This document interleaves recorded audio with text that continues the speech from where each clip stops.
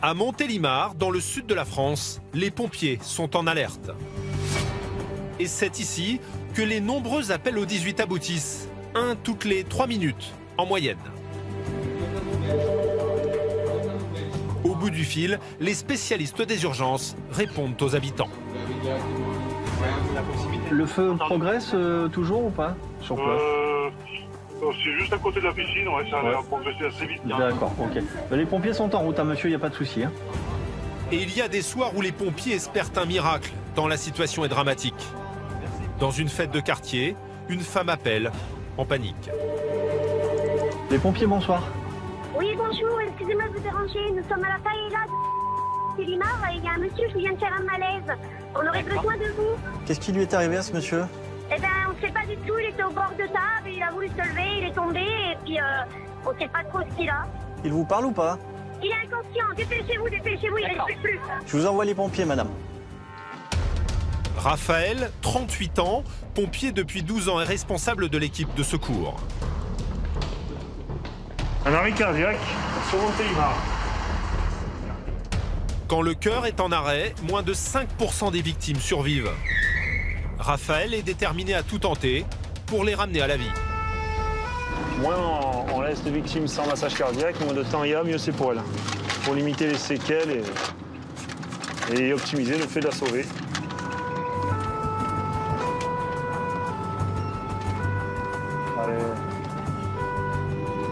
L'accident a eu lieu en plein centre de Montélimar. On part là, ça. Au milieu d'un bal, en plein air. La victime, un homme de 76 ans, s'est effondré après quelques danses. C'est la confusion. On descend les sacs. Rentrez si vous voulez, il y a de la place. Ah, c'est où? C'est où? C'est où? Je veux juste savoir où c'est. Mais coup de chance, un pompier venu passer le week-end en famille. Et là, ce soir, il s'est précipité sur la victime pour commencer le massage. Je suis pompier. Tu me dis quand tu veux faire les deux premières? Il s'appelle Romain, il a 27 ans et donne un coup de main à Raphaël. T'as attaqué l'RCP, ça fait combien de temps à peu près? Tu m'as dit 22h08. Les proches sont sous le choc. Il y a quelques minutes, à peine leur ami dansait.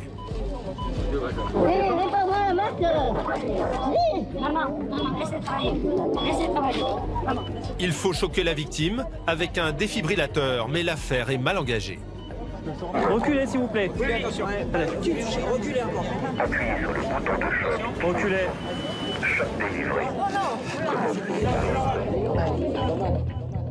L'homme ne réagit pas, l'affaire est grave, le SAMU débarque à son tour. Nabil, un urgentiste de 40 ans, prend les choses en main.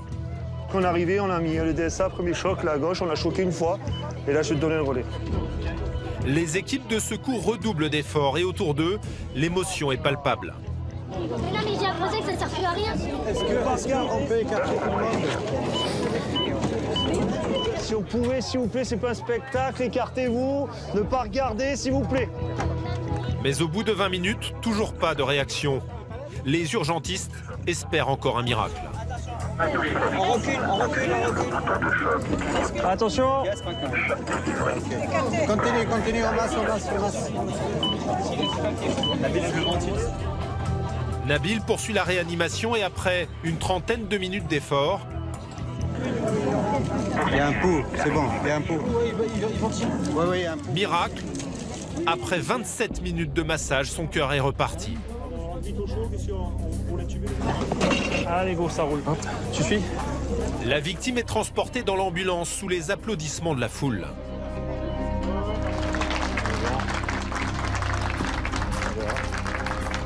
Mais l'homme est loin d'être sorti d'affaire. Une intervention à haut risque, comme il en survient tous les jours à Montélimar. À 2 pas de l'autoroute du Soleil, aux portes de la Provence, Montélimar, c'est un décor de carte postale, célèbre pour son centre historique et son nougat. Mais Montélimar, c'est d'abord une ville de 40 000 habitants où les services de secours sont mobilisés à chaque instant. Et ils sont parfois confrontés au pire.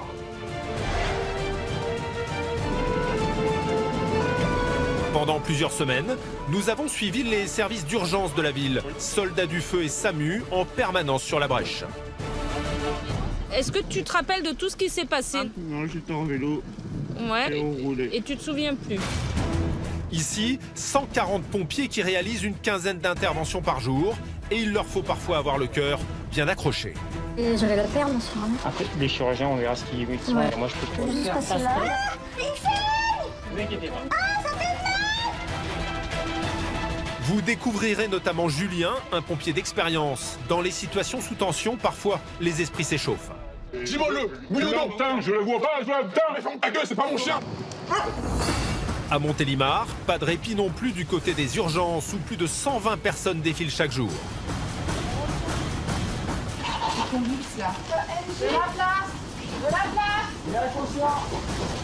Vous ferez la connaissance de Béatrice, une médecin au sang-froid à toute épreuve, notamment auprès des patients en détresse. Qu'est-ce qu'il y a?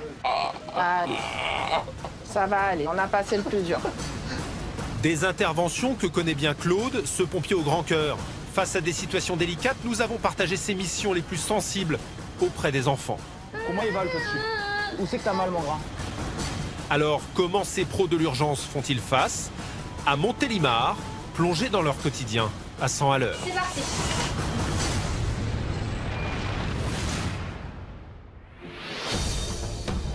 Dans le centre-ville, au milieu de la fête, nous retrouvons les urgentistes qui viennent de réanimer l'homme victime d'un arrêt cardiaque. C'est bon, Seb, tu peux y aller. Une fois dans le véhicule, le patient reprend des couleurs. Il revient à lui, sous les yeux de Nabil. Mick, il me faut la SAT. Seb, il me faut la SAT. Ah, monsieur. Si le septuagénaire est un peu désorienté, le pire a pu être évité. Un soulagement pour sa famille. Son cœur bat tout seul, c'est l'essentiel. Bon, quand il L'homme est en vie et c'est avant tout grâce à Romain. Ce pompier venu en week-end dans la région lui a certainement sauvé la vie. Bon, c'est bien, hein. Heureusement que tu étais là. C'est une bonne chose. Moi, j'ai vu le monsieur au sol. Je suis allé le voir, j'ai vu qu'il était inconscient. J'avais pas de pouls, donc j'ai massé tout de suite. Voilà, et puis maintenant, apparemment, il est conscient.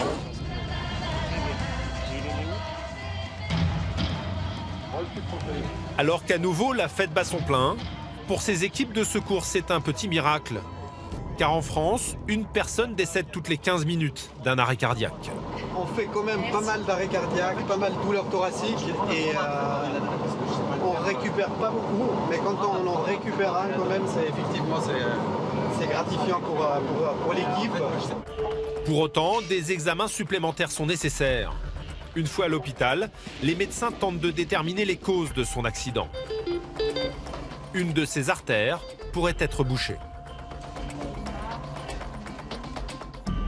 Vous aviez quoi comme constante? Et il avait une bonne tension. Il avait une bonne tension. Là, c'est la préparation pour la coronarographie, en fait. Ça va permettre de voir le réseau coronaire, en fait, et puis de voir s'il y a une obstruction coronaire et de la déboucher éventuellement. Je pense que la SAT, elle a bougé, Luc. Le cardiologue explore les coronaires, les plus grosses artères du cœur qui l'alimentent en sang. Donc là, en fait, il monte un guide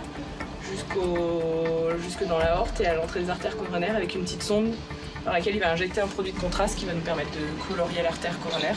Et avec l'appareil de radiographie, on voit comment ça circule. Le médecin glisse la sonde jusqu'au cœur par l'aine. L'opération est courante, mais il faut agir avec précision. Il en est où là? Il a fait le réseau? Il a fait la droite, il n'y a rien sur la droite. D'accord. Il n'y a rien à gauche. L'intervention prend une trentaine de minutes et montre finalement des artères saines. En revanche, l'examen révèle une grosse faiblesse cardiaque.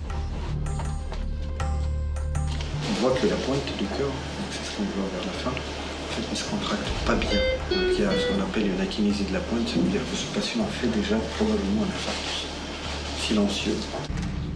Le patient avait déjà eu un problème cardiaque sans même s'en rendre compte, ce qui a endommagé son cœur et provoqué la crise de ce soir. Ses proches, toujours très inquiets, sont rassurés par Nabil. Donc là, normalement, il doit avoir après une pile.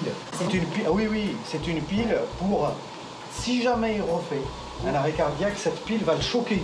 D'accord. C'est ce qu'on appelle un défibrillateur. Le pacemaker. C'est exactement la même chose. Voilà. Je vous conseille de rentrer et de dormir sur les deux oreilles et dans quelques heures, vous allez avoir des nouvelles. Le réanimateur, il va vous voir, vous expliquer les choses, d'accord? D'accord. Très bien. Merci. Merci. Bon retour aussi. Merci. Également. Merci. Le cœur du patient peut connaître un nouvel accident. Alors il est placé sous surveillance, en réanimation. Nabil, lui, reste inquiet. Il espère que cette crise cardiaque n'a pas eu de conséquences sur le cerveau. C'est un patient qui a fait un arrêt cardiaque, qui a été récupéré après 27 minutes de massage. Donc là, le pronostic neurologique, malheureusement, on ne peut pas le prédire. Il faut attendre au moins 48 heures, 24-48 heures. Il faut enlever les sédations pour savoir en fait, comment il récupère sur le plan neurologique. L'état du patient est incertain, mais l'intervention reste un succès pour les équipes de secours. Oui, c'est bon, parfait. Merci. C'est du matos, ce sont les... Ah ouais, franchement, tu dis à toute l'équipe merci. Pareil, ça roule, on a bien bossé. Un travail exceptionnel. L'homme est toujours faible. Nabil devra faire le point dans quelques jours. Et nous serons avec lui. Ce matin-là, dans la cour de la caserne de Montélimar, tous les véhicules sont sortis. Et ce n'est pas pour une intervention que les soldats du feu sont en route, mais pour un entraînement un peu spécial. Là, on va à la séance de sport. Aujourd'hui, c'est piscine. Là, on a 2 fois par semaine, on a piscine. Pour Julien, 39 ans, comme pour ses collègues, ces entraînements sont essentiels. Et si le convoi est aussi impressionnant, c'est qu'à tout moment, une intervention peut interrompre la séance. Et même une fois en maillot de bain, Impeccable. Julien, Benjamin et leurs collègues restent dans les starting blocks.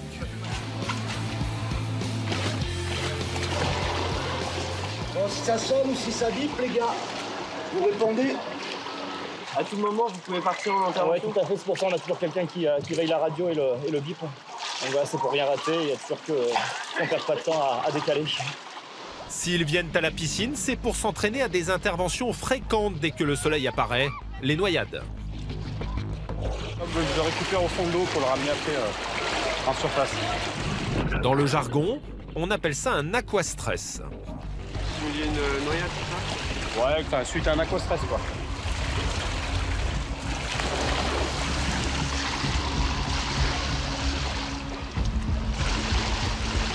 Ils enchaînent avec une séance de 45 minutes de cardio, de quoi rester en forme.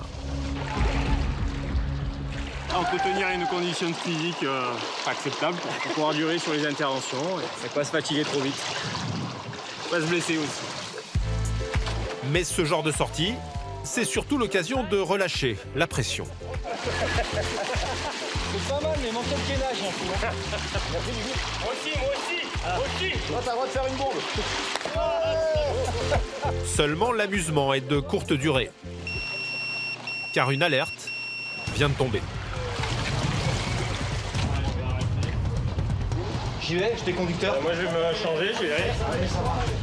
Julien est appelé. Pour ce pompier expérimenté en poste depuis 16 ans, c'est une intervention qui sort de l'ordinaire. On part pour une blessure à la main par un chien. Une victime aurait été attaquée par un chien. C'est un départ en urgence. Avec une morsure d'animal, il faut se préparer à toutes les situations. Donc on part pour un homme qui s'est fait mordre par un chien au niveau du pouce, avec section du pouce a priori. Donc on a pris un lasso pour maîtriser le chien s'il était toujours en liberté, menaçant. La scène a eu lieu dans un quartier résidentiel de Montélimar. La victime est chez elle et c'est une querelle de voisinage qui a tout déclenché. Fais attention au chien quand même. Dans cette rue, la guerre des voisins ferait rage à cause des nombreux chiens et leurs aboiements. Et aujourd'hui, tout a dégénéré. Bonjour, c'est vous qui avez appelé? Il est où le chien? Il est à côté là-bas. C'est le chien qui... D'accord. L'ambiance est électrique Et Julien découvre bien pire. La victime est une retraitée. Elle et son mari sont dans tous leurs états. Voilà. Je suis allée... C'est que des chiens. Asseyez-vous, madame. On n'en peut plus, on dort plus. Alors qu'elle voulait discuter avec sa voisine, la victime affirme avoir été mordue par un staff américain, un chien d'attaque qui peut atteindre 40 kilos. Il lui aurait arraché le pouce. On n'a rien touché. D'accord. Son mari est debout et s'occupe de son doigt qui ne tient plus que par un fragment de peau. La victime est encore consciente. Je l'ai perdu, là, je vais le perdre. Après, les chirurgiens, on verra ce qu'ils vont dire. Moi, je peux pas vous dire. La blessure est grave. Julien est pessimiste. Vous pouvez lâcher. On va voir comment ça fait, comment ça saigne. Bon, le saignement s'est arrêté. Ok. On ouvre ça là et on va prendre des compresses spéciales. Ah oui, ne regardez pas. Il faut agir vite et bander la blessure pour tenter de sauver le doigt. Là, c'est maintenu maintenant. Ça va t'élancer. Les pompiers agissent avec la plus grande minutie, mais malgré leurs efforts... Sinon, passe... Non, non. Vous inquiétez pas. Oui. Il est peut-être mal. Le quartier est sous tension et ce matin-là, la guerre a pris une tournure dramatique. La dame est toujours sous le choc. Je suis allée dire à la dame que ces chiens, c'est pas eux qui nous embêtaient. Et moi, j'ai pas fait gaffe. Le chien, il est venu sur moi. Juste, elle a mis la main, hop, il a sauté dessus. Non, il aurait pu m'attraper la figure, hein. Julien décide d'alerter l'hôpital. Il veut tout faire pour sauver le doigt de cette dame.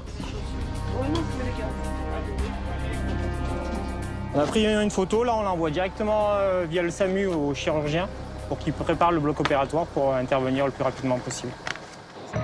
Devancé par le mari de la victime, Julien essaie d'en savoir plus sur ce chien. Il a juste fait un geste, il a sauté là par-dessus.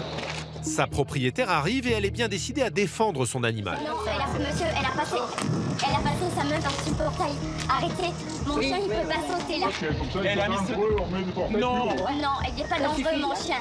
Je suis désolée, mais elle n'a pas à le faire. C'est tout, c'est une propriété privée. L'événement a mis le feu aux poudres. Tous les voisins s'en mêlent. Sous les yeux de Julien interloqué, l'ambiance devient explosive.